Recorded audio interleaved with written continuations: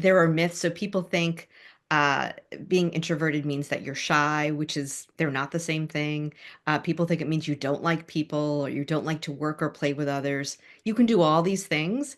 You just do it differently. You do it by tapping into the strengths that are typically innate to introverts.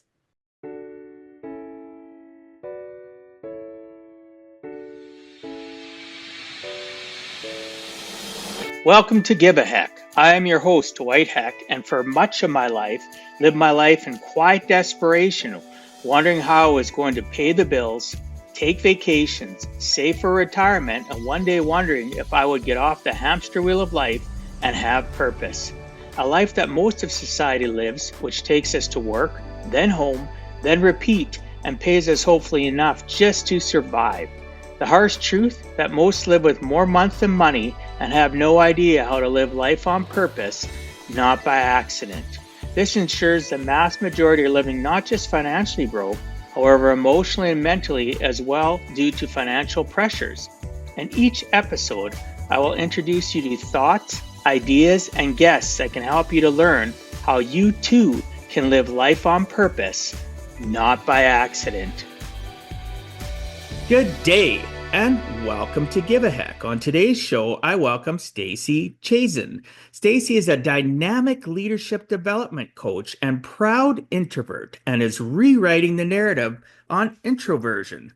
Having grappled with societal expectations that favored extroversion, Stacey underwent a remarkable transformation. Instead of conforming to societal pressures, she embraced her introverted qualities, turning them into powerful assets that allowed her to thrive both professionally and personally. Now, as a fervent advocate and coach for introverts, Stacey draws on her extensive corporate and nonprofit experience, a master's in organizational development and leadership, and a certification as a Myers-Briggs Type Indicator practitioner to empower introverts, guiding them towards self-acceptance, fulfillment, and success in the workplace and beyond. I'd like to welcome you to the show, Stacey. Thanks so much for agreeing to come on and share with us some of your life journey. Thanks, Dwight. It's really my pleasure to be here. Yeah, I'm looking forward to our conversation. To listeners or viewers, before we hit record, um, Stacey was talking about the fact that she's an introvert, and interjected that I am one as well. Those that have listened to the show have heard me talk about it in the past. It is something you can elevate and get past if you decide to put in the work and put in the effort. It doesn't mean that you're faulty. It doesn't mean that you're broken. It just means that you have a specific trait, right, within yourself that needs to be dealt with, right? So love on yourself. You're going to love on yourself even more after you hear everything Stacey and I share. And I look forward to our conversation. So, Stacey, one of the things that I like to talk about with people to start off the show is their origin story. It helps people connect with you and helps them be able to understand and relate. So, could you do me a favor? Share whatever you feel comfortable from your earliest recollections, good, bad, or indifferent, that helped assist you to get to where you are today. Yeah, I would love to. Thank you. So my origin story in this space really starts when I think about it, back to when I was in preschool, probably about 3 years old. And I say that because as soon as we start being in social environments with other people, with other kids, we begin to get messages from teachers, from parents, from other people's parents, that being more social, having more friends, playing with kids, participating is somehow better than wanting to be by ourselves or wanting to have some time with other kids and sometimes some time alone, building a tower with blocks by ourselves rather than doing it with a whole group of kids. We start to hear those messages when we're pretty young. And for me, I certainly didn't know the word introvert when I was 3 years old, but I did know that I preferred to do those things. I preferred to have just a few friends, or to play a game alone, to watch TV, to when I learned to read a book, to do a crossword puzzle, to craft, all those things. And my parents certainly made a safe space for that, and reinforced when I did activities like that. I was a very strong student, which a lot of introverts are, and I got a lot of positive feedback for that at home. But socially, Being a really strong student, not having a ton of friends, just having a fewer number of friends, and really enjoying being by myself a lot more than other people, you get negative feedback in social environments about that. And it wasn't until I was an adult that I looked back on that and realized that I had been getting this messaging, this negative feedback to really the way that I'm wired. Right, we're all born the nature versus nurture debate, but we're all there's some extent that nature plays a role in who we are for sure. And the way nature determined me to be as an introvert was something that society deemed less than, inferior to being extroverted. So that's how things started for me. And it wasn't until I started exploring my introversion and learning about it as an adult that I was able to name why it was that I felt badly about who I was and what my preferences were as a kid and as a teenager. Yeah, societal norms are powerful. Learned behavior that we learn from our families. As you mentioned, your family made it, you were safe. You felt comfortable in that Yeah. environment. Societal norms, though, when we go to school, our school system, does its best job. It's not the teacher's fault, but the education system does not work on personal growth and development and explaining to people, little Johnny, little Sally, this is how you're feeling, and having maybe there is already books out there, but childhood books where it can illustrate the difference between introversion and extroversion, or somebody that, is just the child needs to understand why they're feeling the way it is. There's books about bullying, there's books about people, going through terrible tragedies of divorce or loss of life when they're young because a parent's gone. But I think we need to focus more on that introversion, extroversion. I've had people on as guests that don't even believe in it, and which is fine. I want to hear why. I do believe in it. But I know myself as an introvert, I've had to work at being extroverted and developed it develop what side I'm going to present based on the circumstance. Like this show right now, I'm being more extroverted than introverted, or we wouldn't be talking, or you wouldn't be talking with me if we didn't have the ability to climb above that when we needed to. So the thing I have though is first and foremost, can you for the audience explain the difference between the two? I know the difference, but a lot of people listening actually don't. They think they do. So would you do me a favor in explaining the difference between the two and maybe give an example? Yeah, happy to, because there are so many myths about what it means to be introverted or extroverted. So I'd love to clear some of those up and explain. So, I will share that, and you mentioned this in my bio. I'm certified in the Myers-Briggs Type Indicator framework, or MBTI. And for your listeners, viewers who are not familiar with MBTI, it's the world's most commonly used personality assessment, and it reveals what your preferences are along four different dimensions: how you give and receive energy from the world, how you take in information, how you make decisions, and how you interact with the world. So, that first dimension that I mentioned, how you get energy and lose energy with the world, that refers to your introversion or extroversion. So, people who are extroverted tend to be energized by engaging with the outside world. They get energy from being with a lot of people frequently. They uh, they embody the phrase someone who thinks out loud, right? They like to talk through their ideas as a way of working through them, and that's what energizes them. In contrast, someone who's introverted is energized by their inner being, their inner self.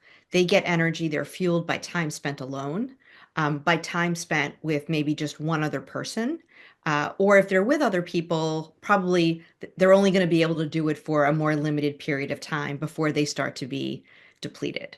So it's interesting that you said um, that you needed to overcome a little bit or lean into your extroverted side to be a podcast host. Because what I'll say is another way of thinking about that is you and I are just having this one-on-one conversation. You're not engaging with multiple people at once. And in many ways, being a podcast host is very well aligned with being an introvert, I would say, which I think challenges common perceptions. Um, I'll say there are myths. So people think Uh, Being introverted means that you're shy, which is they're not the same thing. People think it means you don't like people or you don't like to work or play with others. You can do all these things. You just do it differently. You do it by tapping into the strengths that are typically innate to introverts. I love how you brought that up. What people believe, right? And a lot of it again is from learned behavior, things that they hear, conversations they overhear from adults when they're younger. Doesn't matter if it's about introversion or extroversion. We literally have a society that passes on improper information from generation to generation. And that was a great explanation. I really appreciate that. What have you discovered and teach that helps extinguish those individuals' skepticism about being an introvert or an extrovert, and that it's a real issue for many? So what I teach is I use a framework called appreciative coaching. And what appreciative coaching is it's a framework that guides people to identify professional goals for themselves and develop plans for reaching those goals, all through a positive lens, relying on something that's called their positive core. So your positive core is essentially the best of who you are as a person, including your introversion. So, what I do is I guide people to reflect on peak experiences in their lives. So, peak experiences are times where you felt most fulfilled. You felt like you really had the opportunity to use your skills, your talents, and your gifts to contribute to the good, to make a difference, to feel good about the work you're doing. And when you look at the different peak experiences across your life, what will typically happen is you'll see some common threads about the types of things you did, the way you showed up, the skills you were able to use. So I'll give you an example. It could be that, and these are some typically introverted gifts. We're typically very strong writers. We're typically analytical thinkers, and we tend to have very high levels of emotional intelligence. So you might find that across your peak experiences, you're using these skills a lot. And all the things that show up, these common threads, make up what's called your positive core. So what I do is I guide my clients then to say, okay, I guide them to identify what their positive core is, and then to say, how can you use that positive core to work towards some goal you have professionally? So maybe it's I want to be a motivational speaker, or I want to be a supportive manager, I want to be a really dynamic salesperson. Whatever it is, then how can you use all your strengths to achieve that goal? Wow. I love that because those that are introverted that are listening or watching, there's always ability to climb out of your circumstances that aren't necessarily bad circumstances. You just haven't been coached or taught to look at things differently. I felt myself getting a pat on the back from you when you said that emotional IQ and the different Yeah. things about introverts, because I pretty much fall into analytical. Um, Uh-huh. I've been told to have a very high emotional IQ. I've also been told, though, I've been coached through it and stuff that I'm very much an empath too. So, um, yeah, thank you. And then can I ask, can you think of sometimes when you think about peak experiences in your life, do, can you connect those elements of your positive core, being empathetic and being analytical? Do you see where that showed up for you? Oh yeah, I can see it. You know, this is strange. I think about my children, and because I was a lot of the listeners and viewers that are have been consistent understand. I've five kids, as I mentioned to you, but I went from a situation of joint custody to having full-time custody of them as a dad when they were some weren't even teenagers yet. And it took me years to understand why I was the way I was, where I could sit down with an upset child, mostly my girls, right? And we'd sit down and just have conversations where I could see their energy deflating, like their negative energy or overzealous energy. And a lot of it was because my emotional intelligence was a little bit, not necessarily that I'm smarter than them, but I was at a place in my life where I had gone through those hills and valleys, learned to control different things and know what to say, the proper words. Like wordsmithing is so important, I find. I don't know if that's something for introverted people, but I communicate at a different level. But that's a good question. I can tie a lot of what you were just talking about to just raising my children and also dealing with my clients. I'm a financial planner. I'm in people's stressful, happy, Mm, mediocre situations where I'm dealing with their emotional and intelligence and what they're going through. And I do a lot what you're talking about too. I do a lot of goal setting. I do a lot of questions, not about money. That's the end result. Let's right. heal your monsters, your money monsters, your life monsters. Let's work on that.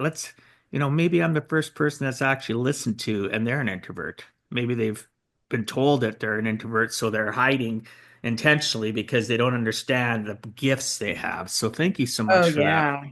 Oh yeah. They are gifts, They are, right? and it's not about overcoming your introversion, right? It's how can you leverage, how can you tap into the gifts of your introversion so that you show up as your best self? Because I think this is true not just for introversion and extroversion, but anytime we try to pretend to be something we're not, we're generally not going to succeed, It's right? Maybe exhausting.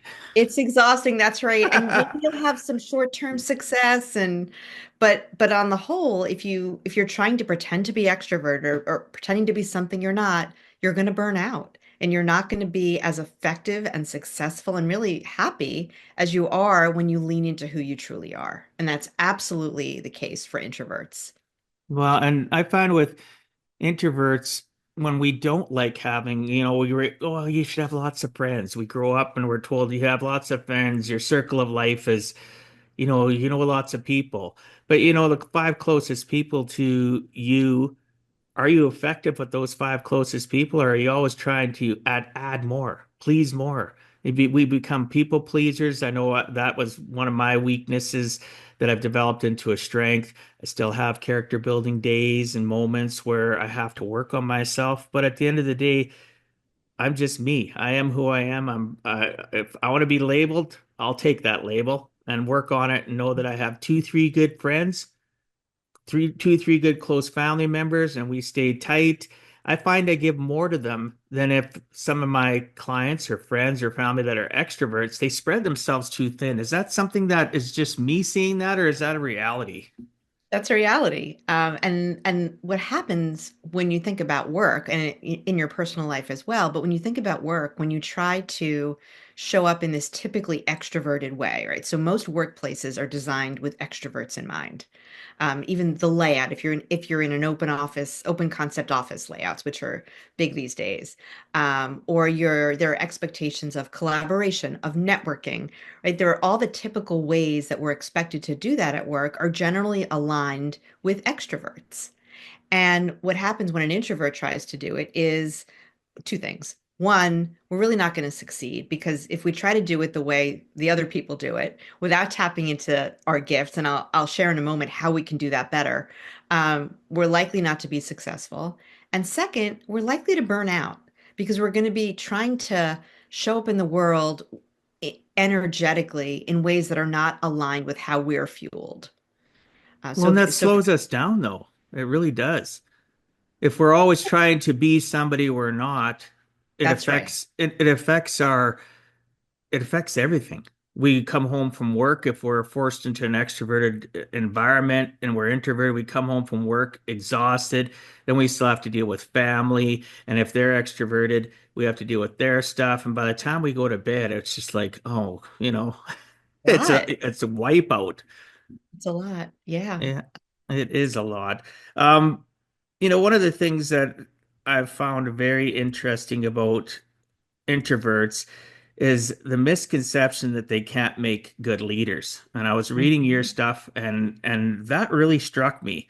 You found that introverts can make excellent leaders. Why do you believe this to be true, and what characteristics make an introvert a great leader? Oh, my favorite question. So, first of all, I'll say I know it to be true.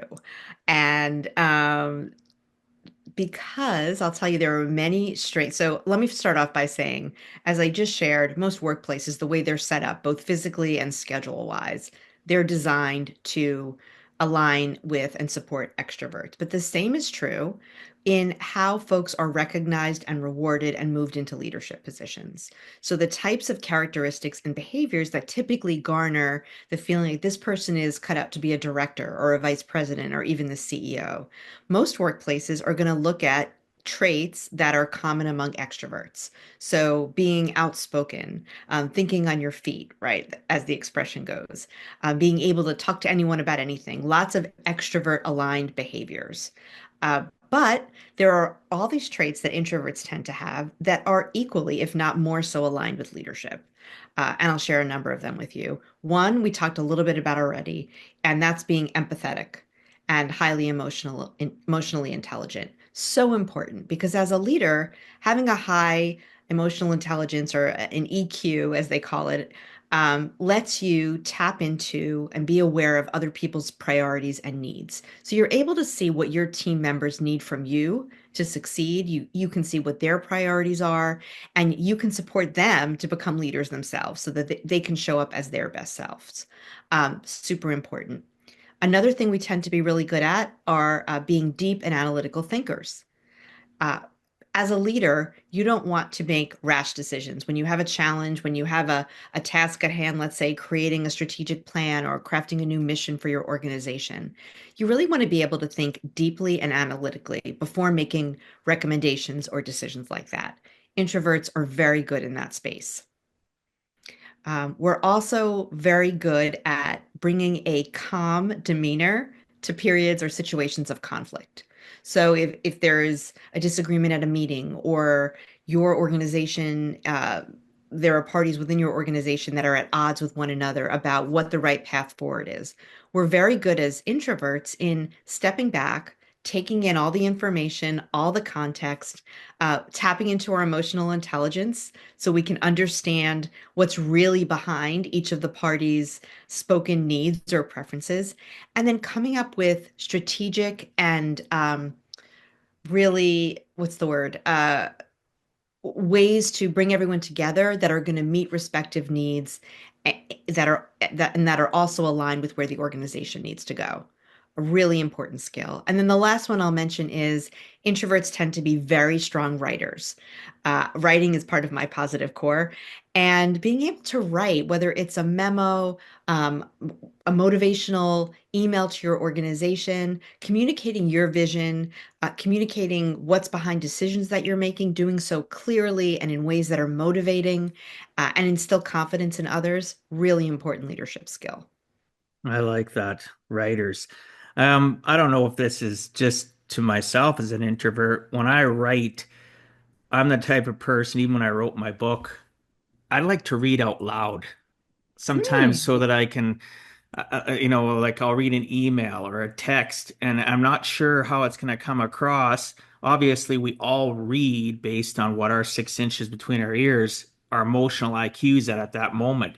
If we're angry and we read a text from a friend that's not angry, we can think it's angry. I know myself, I've got to a point where I coach people on a lot of this stuff, and I'll tell them before you send that email, if you can't wait 24 hours, wait an hour, read it. Now, if you still feel the same way, wait again. And then, I'll tell them though, the first thing and best thing I've done to myself is read it out loud. Not angry, just read it like a normal.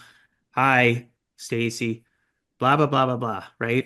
And keep yourself, try to bring yourself to a grounding point of reading it until you can read it like they'd read it, if depending on what mood they're in. And it's helped me a lot stay out of trouble. Initially got me into trouble because I would just like my emotional IQ would be low, and I'd go to respond to somebody because something else was going on. It wasn't even that issue. And I just learned to time myself out, read things out loud, even my book, I'd read paragraphs or a chapter out loud to see how it made my internal me vibrate, and I think to myself, somebody else might take it this way. Good, Mhm. that's what I want. No, I Mhm. don't want that. The next time we no, I don't want that. Let's change some of the words. I talked about wordsmithing it earlier. So I don't know if that's typical of introverts. How have you found that in regards to how introverts write? Well, I think that's a very empathetic approach, right? You're trying to put yourself in the position of the other person who's receiving your email or your text. So I think that is very introvert aligned. I also think it's aligned with the gifts of introversion as they relate to preparation. We're very good at preparing, and it makes us feel more comfortable when we prepare, right? So one of the myths about introverts is that we're not good presenters or we don't like to present. But the fact is, when you present, typically in a formal presentation, you have the opportunity to prepare. You're not just sent up on stage in front of a room of 500 people or in front of a boardroom. You have the opportunity to do your preparation and to practice.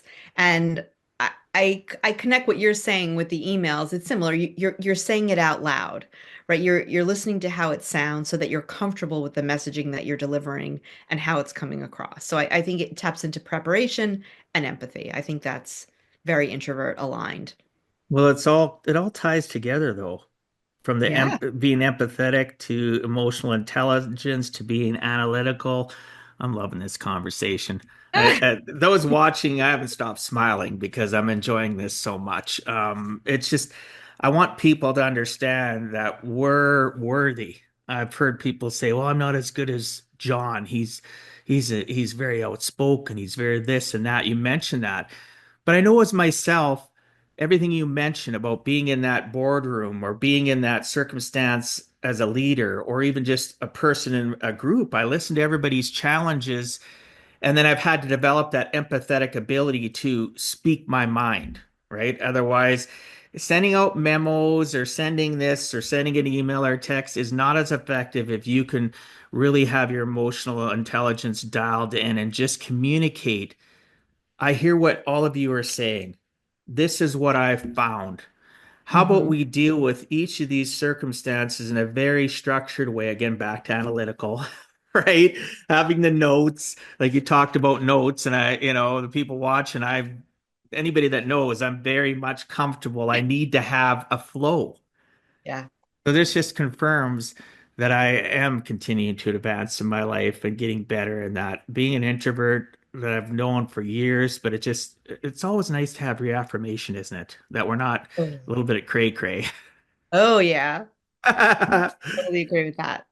So even the empath, and pardon me, even though the extroverted people that are listening, you have people in your life that are introverted, or maybe you've been mislabeled and you're not really an extrovert, and you've been wondering Mhm. why you feel discombobulated and all over the place because you've been forcing yourself to be something that you're not. Embrace and love who you are. You can be an introvert with extrovert tendencies, correct?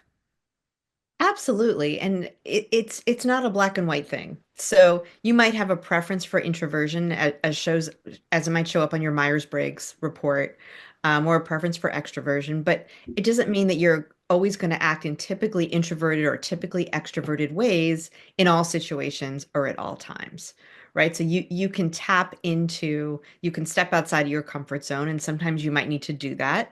And that's a good thing, right? You don't want to necessarily always be more comfortable with with that your preferences in terms of engaging with the outside world or not engaging, as the case may be. You want to be able Yeah. to sometimes, but on the whole, you need to have more situations that are going to fuel your energy as an introvert than are going to deplete them. Because when you don't, that's what leads to burnout, and then you're not in good shape.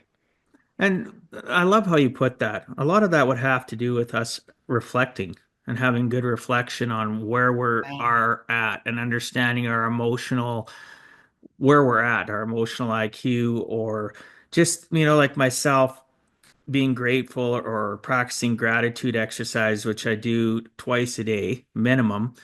I find that it forces me to reflect on the good, bad, the indifferent, the ugly of the day, and allows me to understand why am I feeling like that? I shouldn't Mm. need to feel like that. Why am what good did I learn from that so that can get better for the next time? Or what did I learn from that I did well? I didn't get they responded negatively, but I know in my heart with my analytical mind and heart and my emotional IQ that I'm correct. How can I maybe better present that? So I always am reflecting, and I think that helps as an introvert. Yeah, and to your point, going through that practice might reveal to someone that, hey, you actually are introverted. So, someone will say, well, I like people, so it means I'm not introverted, or, or I'm not shy, so I'm not introverted, right? They lean into these myths that they have in their head about what it means to be introverted. And if you're not recognizing it in yourself when it really is the case, it's hard to claim for yourself what you need to Oh, thrive, to be successful. I agree 100%. It's at the end of the day though, how if somebody says to you, I'm an extrovert, Hmm. Stacey, and this is why I love people and blah blah blah. How do you respond to comments like that? Do you set aside a time to have a conversation with them after the fact, or you have something that can be said to somebody that oh, you're extroverted, Dwight, or you're introverted, Stacy. Life's so easy for you because you can hide from people or you can Yeah. entertain people, which you know what I mean? Like the lack of knowledge and confusion. Is there an easy way to communicate with people about that on the spot? Well, I'd say if someone's saying, I believe I'm an extrovert and these are the reasons, and that person's happy with how their life is and how things are going, then I don't think there's a reason to try to convince them otherwise. But if someone is saying, I'm an introvert, I know that I'm extroverted, so, but I'm so burnt out at the end of my work week. I have to work with people all day long. I have back-to-back meetings, and I am just depleted, right? You can have a conversation to say, you don't even need to convince them that they're introverted, right? But it could be to have them consider some strategies that might manage that situation, right? Well, if you're feeling so depleted, what are some things you could do to to alleviate that? So, for example, one of the things I recommend, and I have a link I can give you. I wrote a short ebook about how productivity hacks for introverts because Yeah, I've seen that. how can you do more in your workday with less stress, right? And so one of the things that I recommend is to task batch. And for anyone in your audience who doesn't know what that means, task batching is blocking periods of time on your calendar where you're doing the same type of work. So a type of work could be administrative, it could be creative, it could be strategic. And the idea is to do the same type of work in a block period of time because when you're switching between types of tasks, so if you're going back and forth between administrative, creative, strategic, social, whatever it is, introverts tend to be a lot more drained by that, by the switching of the type of work. So if you can block it that you're not doing so much switching, that's one way to prevent the energy drain over time, to prevent the burnout. Yeah, I've seen that with people that they take their 168-hour work week and break it down. I actually have a spreadsheet that certain clients will utilize, or even I utilize, where you literally, like you say, you do batch tasks. So from this time to this time as client calls, this time to this time I'm do not disturb and I'm dealing with emails, or this time to this time is my power nap because napping is a good thing. Oh, Right. I So feel that. I feel that. I'm Yeah. just saying, right? People don't realize that there's things that you can do to ground yourself, right? So I like how you put that. A little bit of effort, and if you're not good at it, there's lots of people that you can reach out to that could help you, like Yeah. Stacy. And there's so much information. Yes, Dr. Google, it can overwhelm people, but there is information about how to schedule Yeah. um, properly, right? But I don't do anything overcomplicated. It's just a simple landscape, 8.5 by 11, and it says an 168-hour work week, and this is what I'm doing. Oh, Friday afternoons, this is blocked off for personal time, and you know what I mean? And it's I like it. And I think a lot of people, if you're feeling all over the place, it can certainly help you to schedule tasks and have block time to do whatever's you. Because really, at the end of the day, even if you're an employee of a boss, as long as you're getting your work done, Yeah. outside of that is you. You don't have to answer to people. You can schedule your time. Oh, I like this. I like binge watching Netflix for 2 hours a night. Whatever. That's you. That's right. That's right. So can I ask you this question as an introvert? Do you also, is one of the things I also recommend in that vein is trying to block some buffer time so that you're not going back to back to back meetings. Is that Well, something that you've abs experimented with? absolutely. That's why this week's been last week and this week's been a challenge. I usually only record my podcast 2 days a week from specific times, and I open up my calendar and initially, as I mentioned to you years ago, that's I had it all over the place, and I had to get to a point where no, I'm only allowing one a day and my calendar ties into my podcast calendar ties in my business calendar is all in there too. I Yeah. have an hour and a half buffer before I'll do a client call after this or something you know what I mean? I need that because otherwise I am so drained. And then really at the end of the day, I'm being unfair to the people that whether or not it's another call or I'm just working on paperwork for a client or I'm doing whatever, I'm being unfair to them because my emotional IQ is low. I'm tired. Yeah. Yeah. Right. And so you want to be fair to yourself and fair to the people that you're working with. Uh, Absolutely. So, but it takes time. For those for those listening or watching, don't think that we're ever saying that this is just drop a pin and it's easy. It uh, takes effort, but the rewards are amazing. You just need to find somebody that can coach and mentor you because no matter what information you find on the internet, are you going to apply it? Are you sure do you know how to and apply it? And if you do apply it, I think what's so important to your point is reflect on how it went. So try the task batching, try the buffers of, between meetings. And at the end of the day, at the end of the work week, reflect on how did I feel differently this week or on this day than when I didn't do it? Did it help me preserve my energy, protect my energy? Maybe it did, maybe it didn't. Maybe you need to try something different, but Yeah. experiment and then but be mindful when you consider how it worked for you. What impact did it have on you? How did it make you feel? And I think it's also helpful to reflect on how did other people respond to you? Did you see a difference in the way people are engaging with you at work? Are they seeing a difference in you? So that you're getting that positive feedback that this new thing you've tried has made a difference. Oh yeah, it's important for us to reflect and look at whether or not the needle is stable or has the needle moved forward in your life. Has that needle just been one baby step for the whole week? Oh well, that's a baby Right. step. I look at the fact if my needle hasn't gone down, I've had a successful week. Right. And people say, well, you're just settling if it's just stayed the same. No, I'm not. Maybe I had all these things go on during the week that you're unaware of, and I'm not willing to puke all over people and tell them, but I've been dealing with it on a moment by moment, character moment basis, whether good, bad, or indifferent. And I'm just moving my life forward. And the needle didn't move this week, but it didn't go down either. I feel satisfied. And then if I see my needle go up a little bit, I'm just like, yeah, that was a great week. Monday to Friday, all this stuff happened, but I had this happen that one day. And I honestly believe you can even people you deal with on a daily basis, you can have one person do one good thing and the rest of the week can be trash, but they're able to feed off that one good moment. Yeah. Yeah. Oh, that's so true. That's how I am. I can look back on my week and go, it can be simple like last night. I had a FaceTime call from my 2-year-old grandson, Memphis.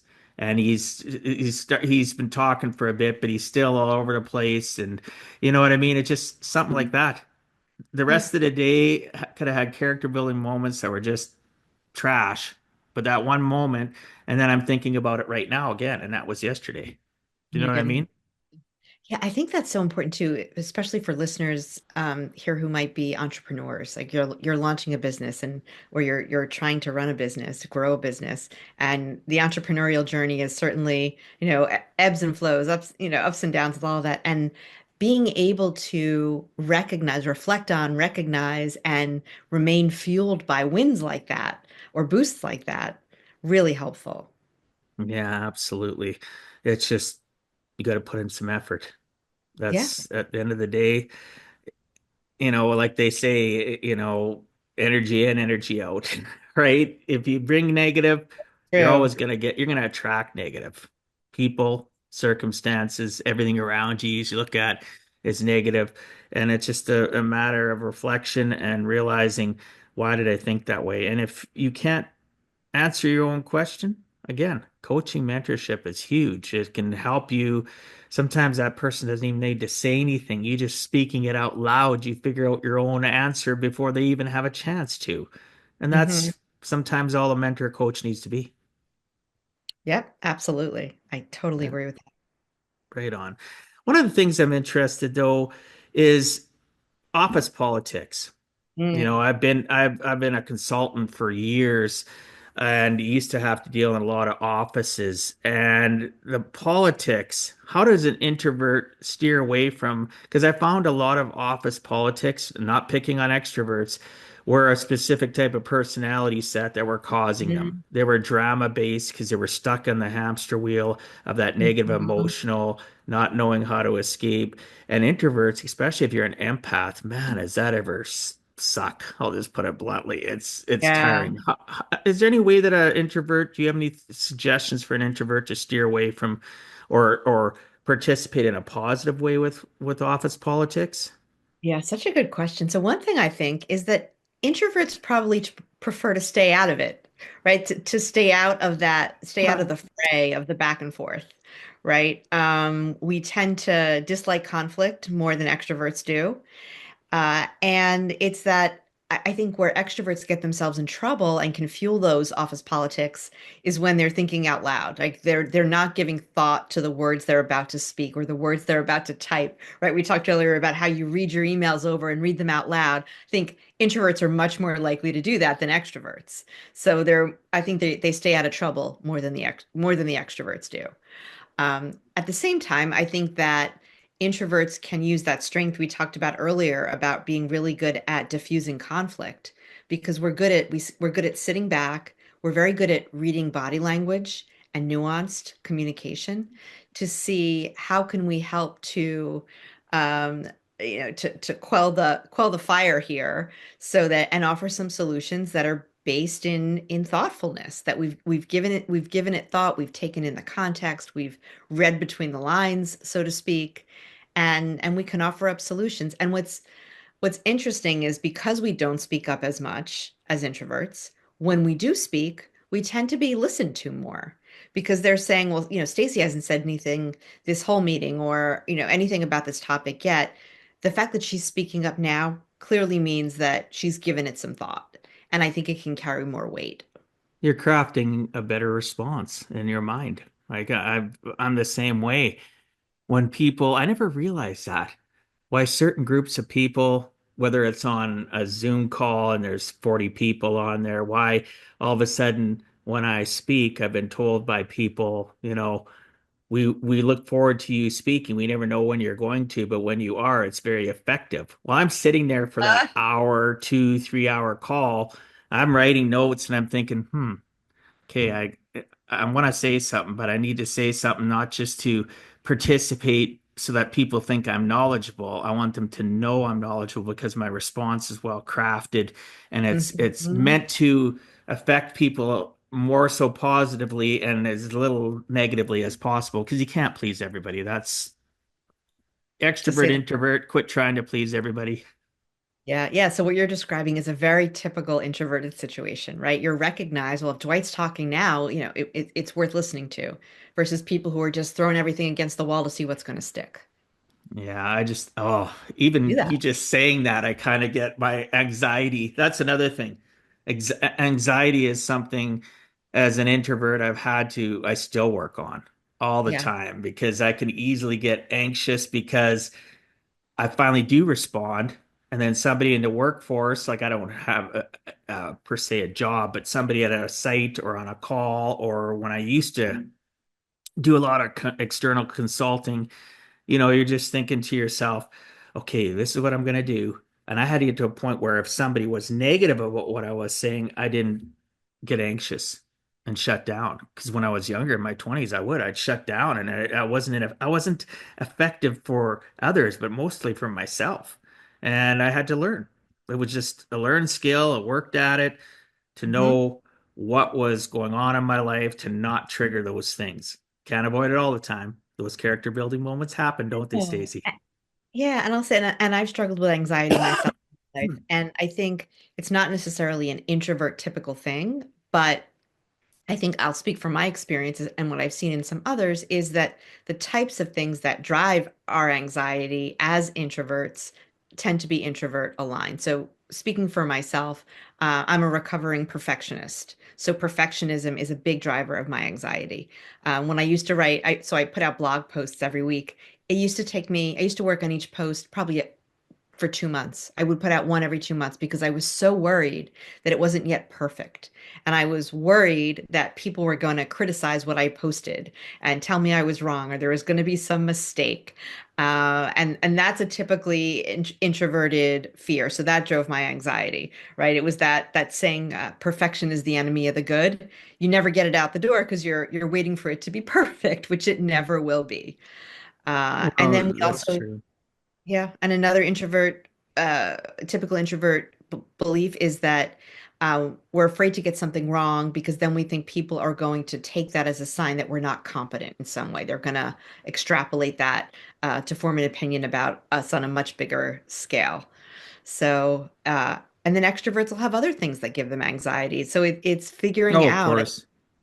You need to figure out what it is that you're worried about, and use your strengths, focus on what you're great at, what you're good at, where your passion is, Well, it and doesn't how really doesn't worry.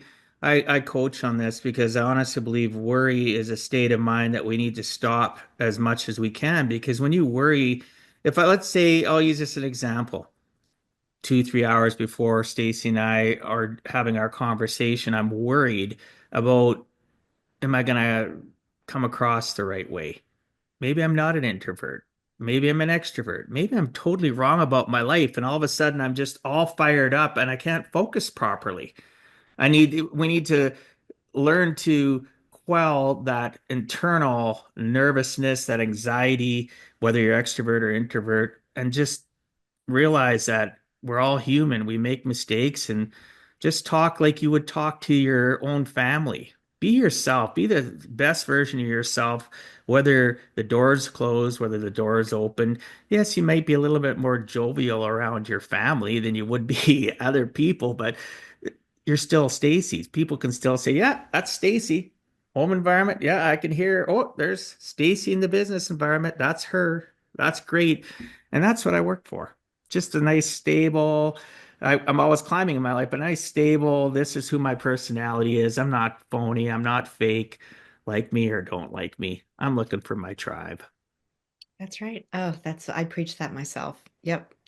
Uh, Yeah. and and your tribe as an introvert aren't it's not necessarily other introverts. I like to say there's the beauties in the alphabet soup, whether it's your personal life, your family life, your work life. When you're with people who have different strengths, different perspectives, different sources of energy, that's often where the magic happens. Yeah, it is. And if you're introverted, don't just seek out introverted people. Right. It's Absolutely. got to be like a salad.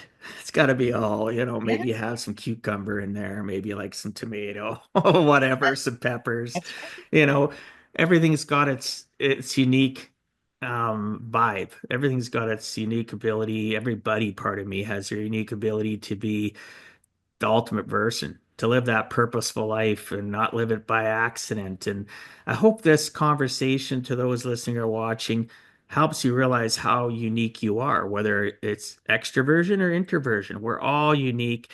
We can all have a little, you get those pizzas and people buy 2, 3 pizzas. It's a party and person takes a slice of ham and pineapple. Maybe they take a slice of cheese or pepperoni or whatever because they want to sample things. They want to have the flavors of life and a little bit differences. And that's the same in regards to personalities. I love reading people's language. You talked about that. I'm a person that is a people watcher. I've taught my kids that. My adult kids talk to me about that now. My daughter reached out to me. She's in her 30s just recently. She says, Dad, I was sitting somewhere and I thought about you. And I go, well, what? What did you think about? She says, I was watching people and I was thinking to myself, this is so interesting. You can learn so much by being a student of human nature. And Hmm. when I'm dealing with somebody on one-on-one basis, I do look at their eyes, I look at their body language, and people were freaked out because we had to wear masks, whether you agree with them or not. And Mm. I proved a point to so many people. I could still read people from their eyes. from their Mm. nose up. I could read them. I could read by the way they leaned forward, leaned back, crossed their Yeah. arms, and Yeah. it speaks volumes. And then be kind enough to say to that person, I just said something and I watched your body language change. Is there something that I can, you know, do better? Did I say something wrong? Is there something I can help you out with? Be vulnerable. Introverted, extroverted people want to know how much you care, not know how much you know all the time, right? So And, and, anyway, and that's what would set you up to be a great leader, right? You're using that empathy, that emotional intelligence. And that's an inspiring, powerful leadership trait.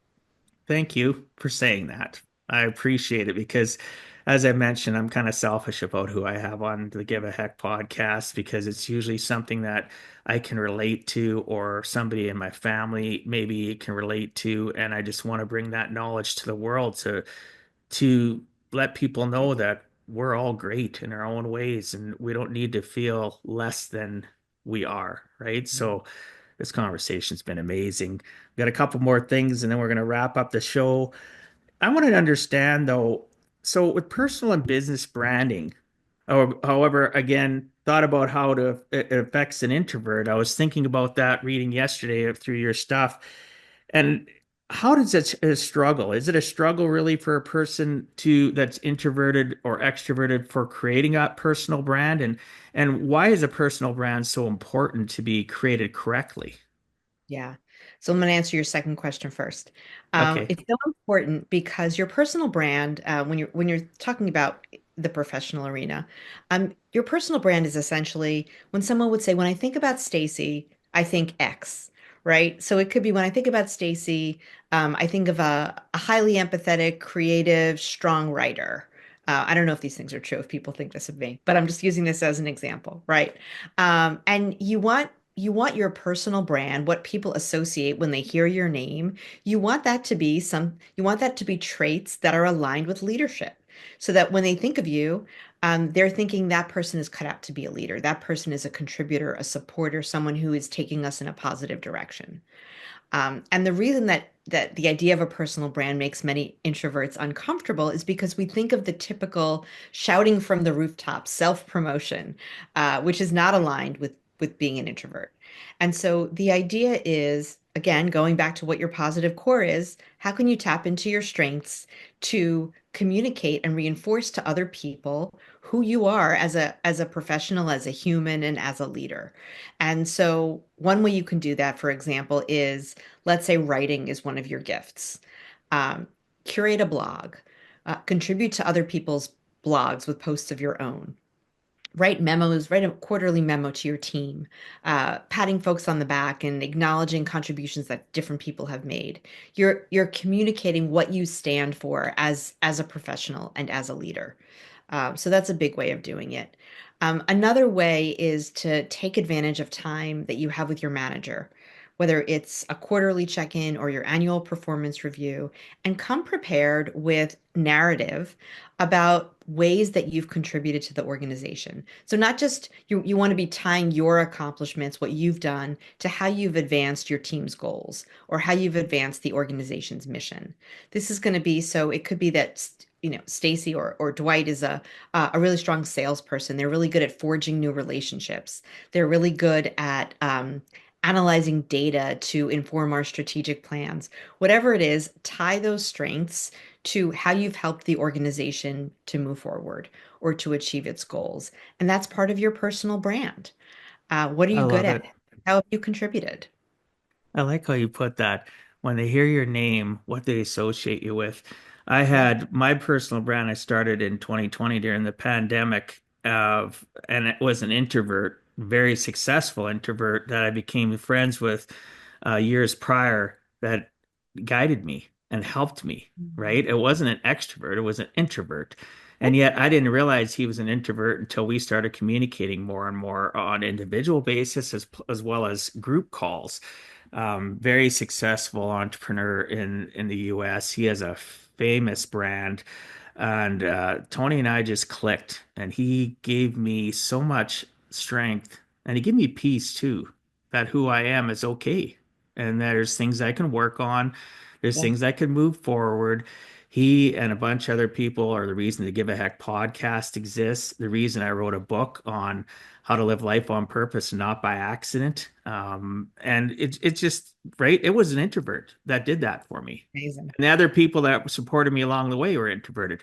There was the odd extrovert. But now when I think about these people as I've got to know them, I've met them at conferences or spoke with them at conferences over the years, they're introverts more than I think they even realize. And it just makes me smile. It's great. Love it.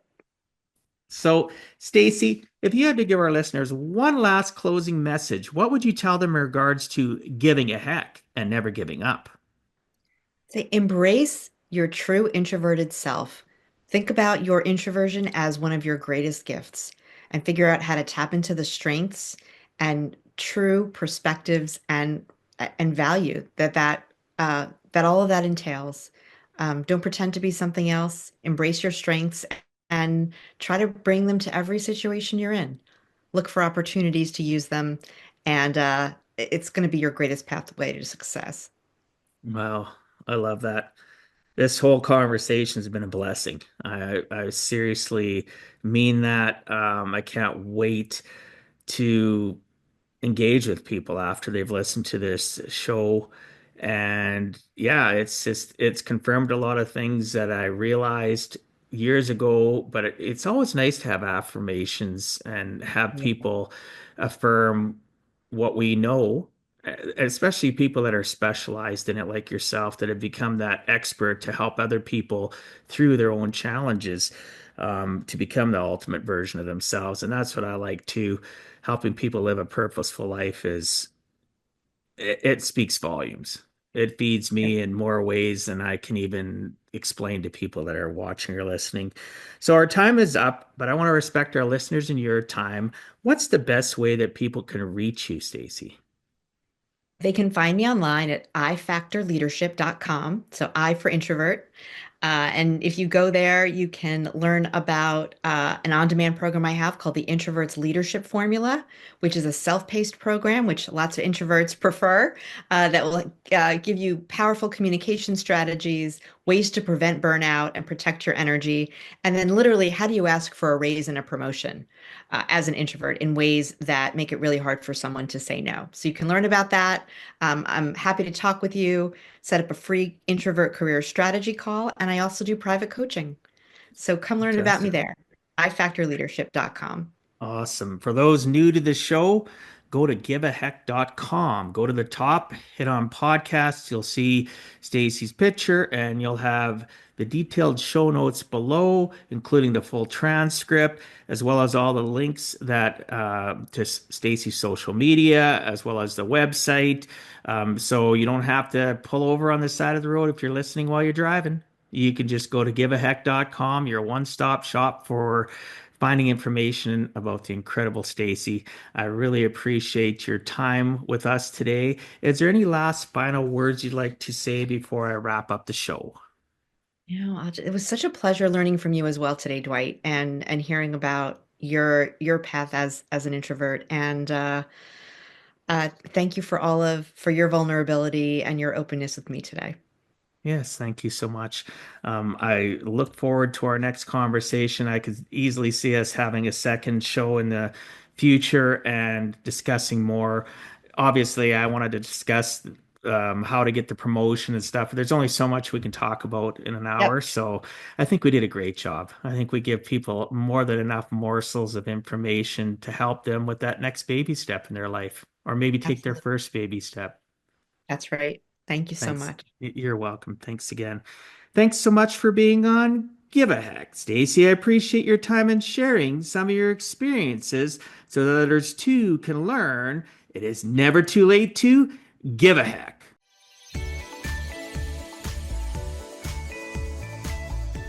Thank you for taking time out of your day and listening to Give a Heck. If you find value, I'd appreciate you sharing with your friends and family so they too can learn how to live life on purpose, not by accident. So you do not miss the next episode, please subscribe on your favorite podcast platform and please also post a review. I look forward to reading your comments. This has been Dwight Heck. If you want to check out other podcast episodes or today's show notes, please check out my website, giveaheck.com. And until next time, together let us all strive to give a heck.